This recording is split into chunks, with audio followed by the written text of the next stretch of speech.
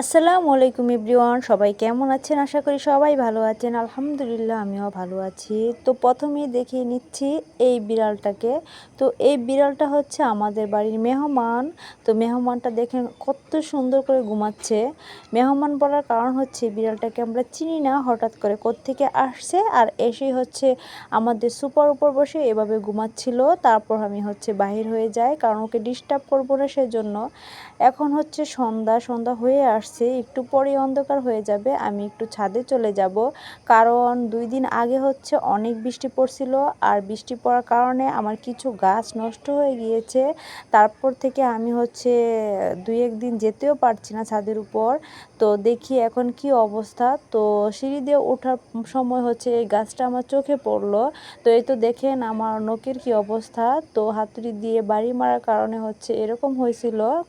আমি ইট ভাঙতেছিলাম, যাই হোক আমি গাছটাকে সুন্দর করে দেখতেছিলাম। এই গাছটা কি না, মানে এই ফুলের গাছটার কি নাম আপনারা অবশ্যই আমাকে কমেন্ট করে জানাবেন। এই ফুলের গাছটাকে সাধারণত আমরা বলে থাকি কাগজ ফুল, কিন্তু এই কাগজ ফুলগুলো কীরকম জানি অন্য কালার হয়েছে ফুলগুলো।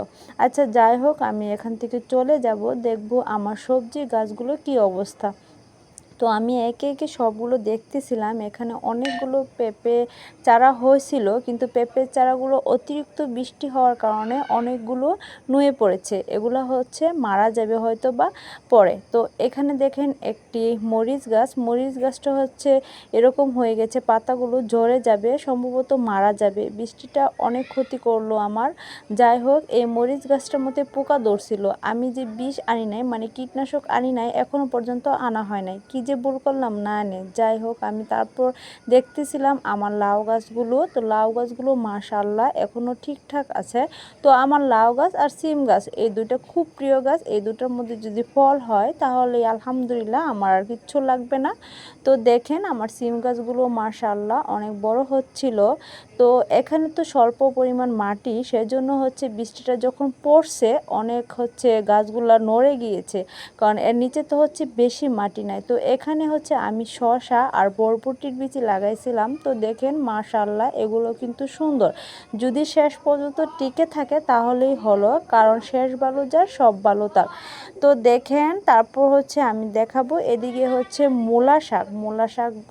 মূলার বীজ যখন আমি রোপণ করছিলাম তখন অনেক সুন্দর হয়েছিল। আর দেখেন অতিরিক্ত বৃষ্টি পড়ার কারণে কীরকম গাছগুলো শুয়ে গেছে।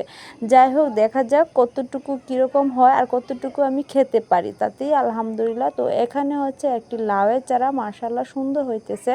তো আর এখানে হচ্ছে একটি দুন্দুল গাছ আর একটি সিম গাছ আমি উঠাই দিয়েছিলাম গাছের উপর। তো গাছের উপর উঠছে ঠিক আছে, কিন্তু পোকা এরকমভাবে আক্রমণ করছে, দেখেন আমার দুন্দুলটা একেবারে শেষ করে দিছে।